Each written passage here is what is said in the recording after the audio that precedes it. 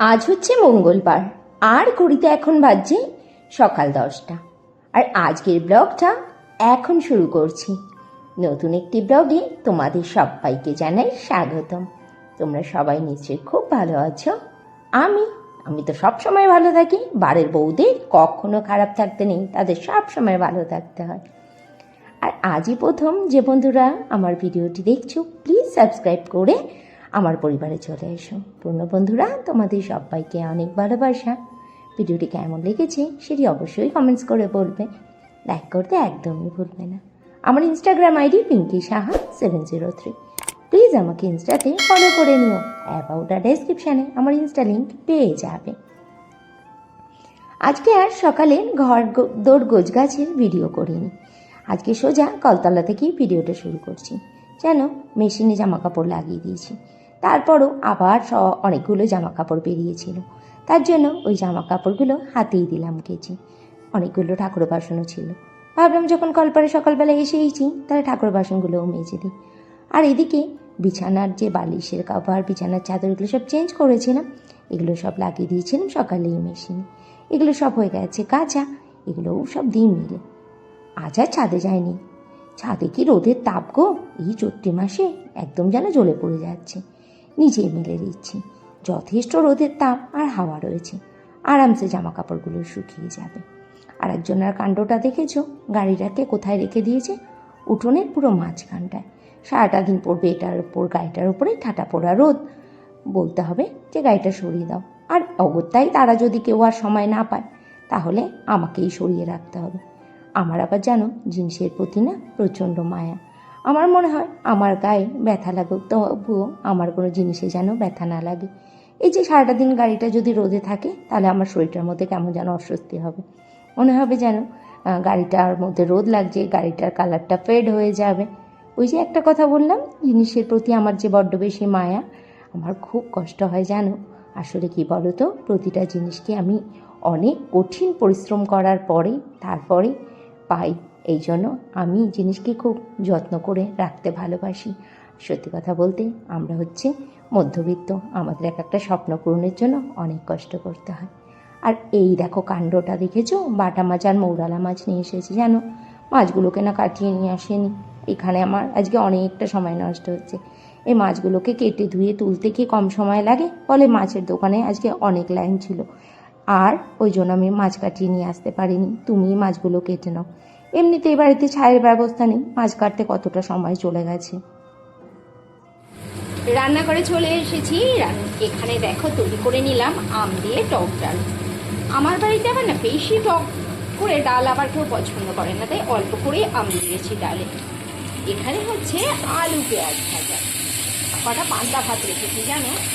এই গরমে পান্তা ভাত খেতে খুব ভালো লাগে আমার। এর জন্য কটা ভাত বাঁচিয়ে রেখেছি। আজ আর রোগ সামলাতে পারলাম না, ভাবলাম সকালের খাবারে দিয়ে পান্তা দিয়েই ছাড়বো।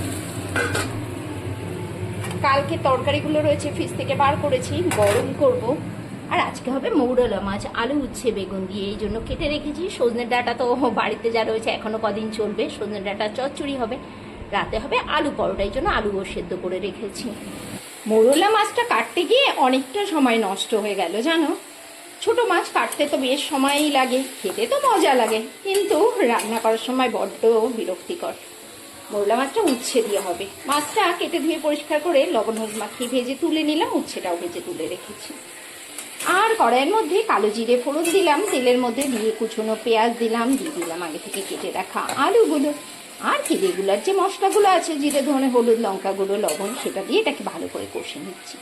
একটু কষা হয়ে গেলে কেটে রাখা বেগুনগুলোও দিয়ে দেবো।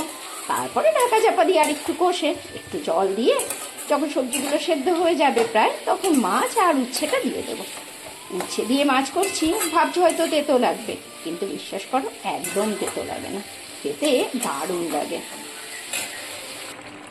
মাছের ঝোলটা প্রায় হয়েই গেল, ওপর থেকে ছড়িয়ে দিলাম ধনে পাতা।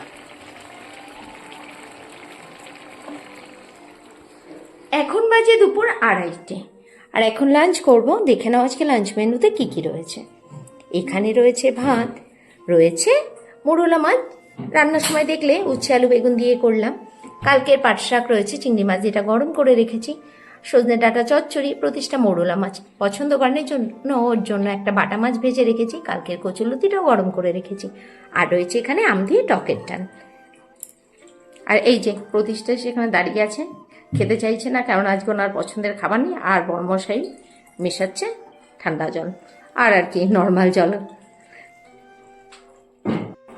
গুড ইভিনিং, এখন সন্ধে বাজে 6:30, আর প্রতিষ্ঠা চোখটা খুব প্রবলেম করছে কদিন ধরে, তাই ভাবলাম চোখের ব্যাপার ফেলে রাখা ঠিক হবে না। এমনিতেই তো সারাদিন যে পরিমাণে মোবাইল ঘাটে, তার সঙ্গে নিজের পড়াশোনা, আঁকা, কম্পিউটারও রয়েছে, তাই দেরি না করে একবার নিয়ে যাচ্ছি একজন চোখের ডাক্তারের কাছে। অ্যাকচুয়ালি আমরা ওই ডক্টরকেই দেখাই, তারপরে বাজারেও আরও রয়েছে কিছু কেনাকাটা। ডাক্তার দেখিয়ে টুক করে চলে এলাম একটু বাজারে। দেখতে এসেছিলাম যে আমাদের রানাঘাটে সেলের বাজারটা কেমন বসেছে। দেখলাম বেশ ভালোই জিনিস আছে জানো, টুকিটাকি কয়েকটা জিনিসপত্র কিনে নিলাম। আর কিনে নিলাম আমার গোপুসোনার জন্য একটা জামা। পয়লা বৈশাখে গোপুসোনার জন্য সুতির জামাই কিনলাম। সাধারণত আমি গরমকালে গপুকে সব সুতির জামাই পরাই।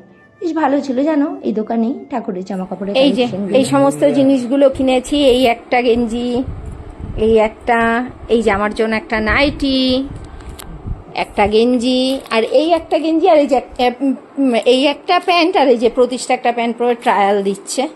এই প্লাজোগুলো বেশ ভালো দেখলাম। আর আমার গোপু সোনার জন্য একটা জামা। ব্যাস, পয়লা বৈশাখের এইটুকুই কেনাকাটা। তোমাদের দাদা ভাইয়েরা ছেলের জন্য দুজনের বাকি রইল, কিনে নিতে হবে ওদের দুটো।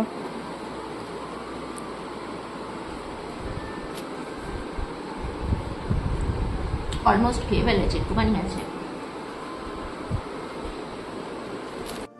আবার ফেরত চলে এলাম, রাত্রিবেলাতেই তৈরি করে নিচ্ছি আলুর পরোটা। আমি আমার ছেলে মেয়ে কিন্তু আলুর পরোটা সস দিয়ে বা রায়তা দিয়েই খুব ভালোবাসি খেতে, কিন্তু বড়মশাই ওই যে নতুন নতুন রান্না শিখেছে, তার আবার আজকে আলু ডিম দিয়ে কষা করতে হবে আলুর পরোটা খাওয়ার জন্য। করুকে আমার। এখন বাজে রাত্রি 10:25, আর ডিনার রেডি হয়ে গেল।